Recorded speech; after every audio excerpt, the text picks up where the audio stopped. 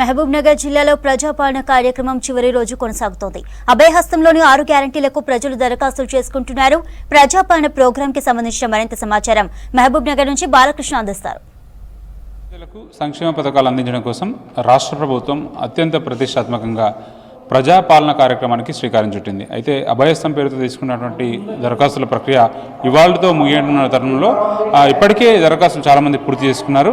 కొద్దిమంది మాత్రం మిగిలిపోయారు. వాళ్ళందరి కోసం ఇవాళ దరఖాస్తులు తీసుకుంటున్నారు. సో మనం ఒక మహబూబ్నగర్ హెడ్ క్వార్టర్లో ఉన్నటువంటి ఒక కేంద్రంలో ఉన్నారు. ఇక్కడ టీం అంతా ఉంది. వాళ్ళంతా కూడా వచ్చిన అప్లికేషన్స్ తీసుకుంటున్నారు.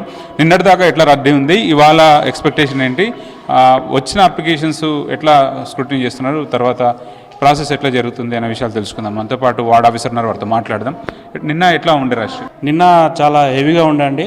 దాదాపు మేము 1400 అప్లికేషన్స్ రిసీవ్ చేసుకోవడం జరిగింది. ఈ కమ్యూనిటీ హాల్లో మొత్తము దాదాపు 10 కౌంటర్లు పెట్టినాము. వాటరు అండ్ వాళ్ళ ఆశా కార్యకర్తలు వచ్చి నర్సింగ్ పరంగా వాళ్ళు చూసుకున్నారు. పబ్లిక్ ఏ విధంగా ఇబ్బంది లేకుండా వాళ్ళకు హెల్ప్ చేసుకుంటే హెల్ప్ డెస్క్ పెట్టినాము, జనరల్ కౌంటర్లు పెట్టినాము, రిసీవింగ్ కౌంటర్లు పెట్టినాము. ఏ విధంగా ఎవరికి ఇబ్బంది లేకుండా ఫామ్స్ తీసుకోవడం జరిగింది. ఇంకా అదేవిధంగా కొందరు మర్చిపోయినా కూడా మళ్ళీ వాళ్ళకి టైం ఇచ్చినాము, తీసుకున్నాము. ఒకవేళ ఇంకేమన్నా ఫామ్స్ తీసుకురాని వాళ్ళు కూడా ఉంటే ఈరోజు మళ్ళీ కౌంటర్లు పెట్టి మళ్ళీ ఈరోజు సాయంత్రం దాకా తీసుకోవడాన్ని మన ప్రజాప్రతినిధులకు కానీ ప్రజలకు కానీ తెలపడం జరిగింది. వాళ్ళు ఇప్పుడు తీసుకొని వచ్చి మనకు సబ్మిట్ చేయడం జరుగుతుంది ఫామ్స్. ఈ అప్లికేషన్ ప్రాసెస్ స్టార్ట్ అయినప్పటి నుంచి ఎక్కువగా వచ్చిన అప్లికేషన్స్ దేనికి సంబంధించి వచ్చినాయి? దాదాపు మహాలక్ష్మి అన్ని స్కీములు ఎలిజిబుల్ కోసం, ఎందుకంటే వైట్ రేషన్ కార్డు పెట్టినా కాబట్టి ఎక్కువ మహాలక్ష్మి అన్ని స్కీములకు ఎలిజిబుల్ ఉన్నది. ఎక్కువ కాకపోతే మొదటి పథకానికి 2500 గ్యాస్ సిలిండర్కి ఎక్కువ పెట్టింది చాలామంది. ఇందిరమ్మ ఇండ్లకు సంబంధించి అప్లికేషన్స్ ఎక్కువ ఉన్నట్టుగా తెలుస్తుంది కదా? అవి కూడా ఉన్నాయి, చాలా ఉన్నాయి. అవి కూడా బాగానే వచ్చినాయి. ప్రతి ఒక్కరూ సెలెక్ట్ చేయడంలో ఏంటంటే ఇంత మన గవర్నమెంట్ కూడా తెలిపింది కదా ఇంతకుముందు, ఆసరా పెన్షన్ కానీ వచ్చేటి వాళ్ళు ఉంటే అది అప్లై చేసుకోవద్దు, రైతు భరోసా ఉంటే అప్లై చేసుకోవద్దు, మిగతా వాళ్ళు రాని వాళ్ళు ఏమైనా ఉంటే అప్లికేషన్ చేసుకోండి అంటే మహాలక్ష్మి కానీ ఇందిరమ్మ ఇండ్లు కానీ చాలా వచ్చినాయి ఫామ్స్. లాస్ట్ రోజు ఇవాళ రద్దీ ఎక్కువగా ఉండాలి, అసలు ఏం పబ్లిక్ లేరు కదా? అంటే నిన్న మేము మార్నింగ్ నుంచి ఎర్లీ మార్నింగ్ కౌంటర్లు దాదాపు 10 పెట్టడం జరిగింది. సాయంత్రం చివరి క్యాండిడేట్ వరకు ఫామ్స్ తీసుకోవడం జరిగింది. కాబట్టి ఇంతవరకు వేరే వార్డుల్లో ఎన్ని ఫామ్స్ వచ్చినాయో మొత్తం డేస్లో కలిపి మాకు నిన్ననే అన్ని ఫామ్స్ వచ్చినాయి. ఎవరికి ఇబ్బంది కలగకుండా తీసుకున్నాం కాబట్టి జనాలు కూడా తక్కువ వచ్చిండ్రు. ఈ రోజు సాయంత్రం వరకు ఉన్నాం కాబట్టి అడపదడప వచ్చి తీసుకుంటున్నాం ఫామ్స్. అప్లికేషన్లో వాళ్ళు తీసుకున్న అప్లికేషన్లో వాళ్ళు ఇచ్చిన ఎంక్లోజర్స్, తర్వాత వాళ్ళు ఏ అప్లికేషన్స్ దరఖాస్తు చేసుకున్నారు దేనికోసం అనేది అక్కడ మెన్షన్ చేసినప్పుడు అక్నాలెడ్జ్మెంట్లు ఎట్లా ఇస్తున్నారు? అక్నాలెడ్జ్మెంట్ అంటే మన గవర్నమెంట్ లాస్ట్కి ఒకటి చివరిగా ఇచ్చిండ్రు. వాళ్ళకు ఏమేమి ఫామ్లో మొత్తం మనకు మహాలక్ష్మి ఒకటి, రైతు భరోసా ఒకటి, ఇందిరమ్మ ఇండ్లు, గృహజ్యోతి, చేయూత పథకం ఉన్నాయి.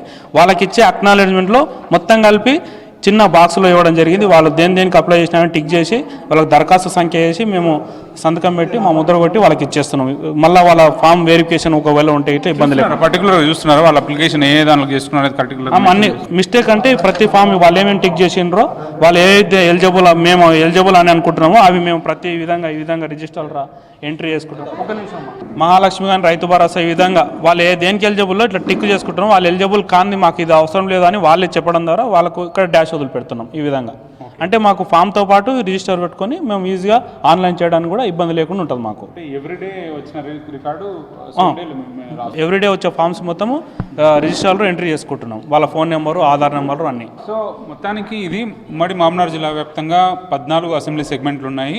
1600కు పైగా గ్రామ పంచాయతీలు హ్యాబిటేషన్స్ ఉన్నాయి. దీంతోపాటు 19 మున్సిపాలిటీ ఉన్నాయి. ప్రతి మున్సిపాలిటీ, ప్రతి గ్రామ పంచాయతీలో కూడా గ్రామ సభలు నిర్వహించడం, అట్లాగే వార్డుల్లో కూడా వార్డు సభలో, అట్లా పట్టణ ప్రాంతాల్లో అయితే అంటే ముఖ్యంగా కమ్యూనిటీ హాల్స్ ఉన్నాయో అక్కడ రెగ్యులర్గా కూడా ఎప్పుడైతే ఈ ప్రజాపాలన దరఖాస్తు ప్రక్రియ మొదలైందో అప్పటి నుంచి కూడా దరఖాస్తులు తీసుకుంటున్నారు. ముఖ్యంగా 6 గ్యారంటీ స్కీమ్లలో అందులో పొందుపరిచిన వాటిని వాళ్ళు ఎవరైతే లబ్ధిదారులు ఉన్నారో వాళ్ళు టిక్ చేసుకున్న ఫామ్ ఫిలప్ చేసిన తర్వాత ఇక్కడ స్వీకరించి వాళ్ళు డాటా మొత్తం ఎంట్రీ చేస్తున్నారు. ఈ డాటా ప్రక్రియ కూడా వీళ్ళంత త్వరగా పూర్తి చేయాలని చెప్పి జిల్లా కలెక్టర్ ఆదేశాలు జారీ చేసిన పరిస్థితి మహబూబ్నగర్ జిల్లాలో ఉంది. ఇప్పటి వరకు 3 లక్షల పైగా దరఖాస్తు ఫామ్స్ అయితే అధికారులు డిస్ట్రిబ్యూట్ చేశారు. ఇవాళ లాస్ట్ డేట్ కాబట్టి దరఖాస్తు అప్లికేషన్ ఫామ్కి సంబంధించి ఎక్కడ లోటు రాకుండా ముందస్తుగానే జాగ్రత్తలు తీసుకున్నారు. ఇదే మహబూబ్నగర్ జిల్లాలో ప్రజాపాలన దరఖాస్తులకు సంబంధించిన అప్డేట్. కెమెరా పర్సన్ శ్రీనివాస్ కలిసి బాలకృష్ణ, V6 న్యూస్, మహబూబ్ నగర్.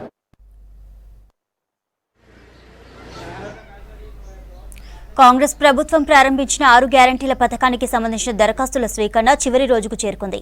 కరీంనగర్ జిల్లాలో ఇప్పటికే 3,12,000కు పైగా దరఖాస్తులు వచ్చాయి. ప్రజాపాలనకు సంబంధించి మరింత సమాచారం కరీంనగర్ రూరల్ మండలం నుంచి బొమ్మకల్ నుంచి వెంకటేష్ అందిస్తారు.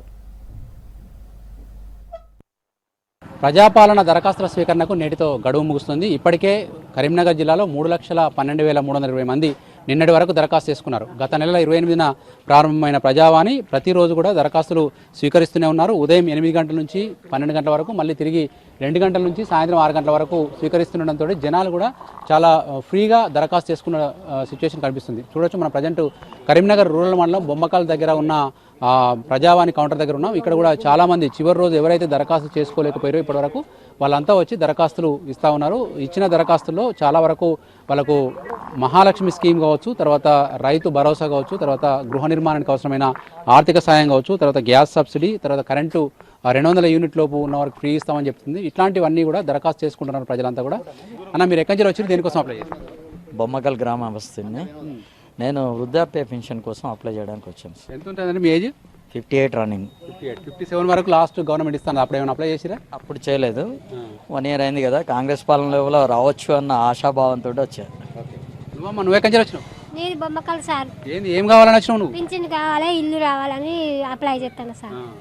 పెన్షన్ అంటే ఏం పెన్షన్? వృద్ధాప్య పెన్షనా? ఏం పెన్షన్? ఒంటరి పింఛన్. ఒంటరి పెన్షన్. అంతకుముందు ఇవ్వలేదా కేసీఆర్ గవర్నమెంట్ మీకు? మా ఆయన చనిపోయిండు, సంవత్సరం అయితే అంది. ఇప్పుడు అప్పుడు దరఖాస్తు చేయలేదా మరి? ఇచ్చిన అత్తది అంటారు, ఇంకా అత్తలేదు. మళ్ళీ ఇస్తాను ఇప్పుడు. ఓకే, ఒంటరి మహిళ ఒకటేనా, ఇంకేమైనా పెట్టినావా? ఇల్లు గురించి. ఇల్లు గురించి. ఇంకా ఇల్లు లేదు, పింఛన్ అత్తలేదు. గ్యాస్ ఉందా నీకు? గ్యాస్ ఉంది సార్. మరి గ్యాస్ సబ్సిడీ వద్దా? కావాలి సార్. అది కూడా పెట్టినా? పెట్టిన సార్. ఎట్లా ఉంది బొమ్మకల్ గ్రామంలో నిన్న మొన్న ఎట్లా ఉంది స్పందన? ఇప్పుడు చివరి దశకు వచ్చినట్టుంది. ఇక్కడ బొమ్మకల్ గ్రామంలో వచ్చేసి ఇప్పుడు చాలా పెద్ద గ్రామం ఇది. కరీంనగర్ రూరల్ మండలంలోనే చాలా పెద్ద గ్రామము. అయితే నిన్న మొన్నటి వరకు అయితే చాలామంది లైన్ ఉండేది. ఇవాళ కొద్దిగా చివరి రోజు జనాలు పలసగా ఉన్నారు. ముఖ్యంగా ఏంటంటే నిన్నటి వరకే ఇక్కడ మా బొమ్మకల్ గ్రామంలో 3,000 పైచీలకు దరఖాస్తులు వచ్చినాయి. ఇంకా ఈరోజు ఇంకొక 1000 దరఖాస్తులు వస్తాయని అనుకుంటున్నాం సాయంత్రం లోపల. మీ హౌస్ హోల్డ్స్ అన్ని ఇక్కడ బొమ్మకల్ ఓల్డ్ విలేజ్కి వచ్చేసరికి 300, టోటల్ వచ్చేసి 700 ఓల్డ్ హౌస్ హోల్డ్స్ ఉన్నారు. అయితే కాకపోతే ఏం జరిగింది అని అంటే గతంలో 57 ఇయర్స్కి మేము పెన్షన్ ఇస్తామని చెప్పి టీఆర్ఎస్ ప్రభుత్వం చెప్పింది. ఆ 15 ఇయర్స్కు పెన్షన్ ఇవ్వలేదు. రెండోది ఏంటంటే ఈ మధ్య కాలంలో చాలామంది జరిగిపోయారు. వాళ్ళకు వితంతి పెన్షన్లు వచ్చేది ఉండే, వాళ్ళను అప్లై చేసుకున్నారు తప్ప వాళ్ళకు రాలేదు. తర్వాత ఏంది, వృద్ధాప్య పెన్షన్లు కూడా చాలామందికి ఇవ్వలేదు. అందరు అప్లై చేసి పెట్టుకున్నారు. వాళ్ళందరూ ఏవి ఇవ్వకపోతే ఇప్పుడు ఏంటంటే మళ్ళీ వాళ్ళు ఈ కాంగ్రెస్ పార్టీ వచ్చిన తర్వాత ఇది ఒక అవకాశం వచ్చిందని చెప్పి మళ్ళీ ఇప్పుడు అందరూ వచ్చి అప్లై చేసుకుంటున్నారు.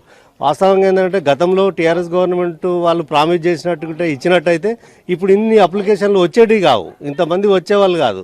సగం మంది పాత లబ్ధిదారులే ఉన్నారు, వాళ్ళకు అప్పుడు లబ్ధి చేకూరలేదు కనుక. మీరు చెప్పిన ప్రకారం 1000 ఇండ్లు ఉంటే 3,000 4,000 అప్లికేషన్లు వస్తున్నాయి. అంటే ఒక్కొక్క ఇంటి నుంచి 3-4 వస్తున్నాయి.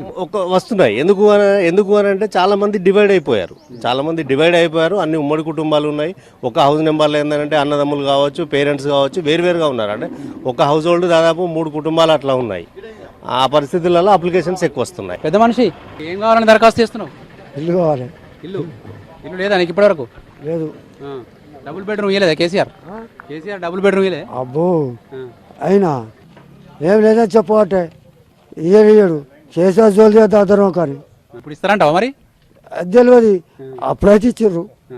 ఎప్పుడు? కాంగ్రెస్ ప్రభుత్వం అప్పుడు రాజశేఖర రెడ్డి ఇచ్చినమ్మా ఇచ్చారు.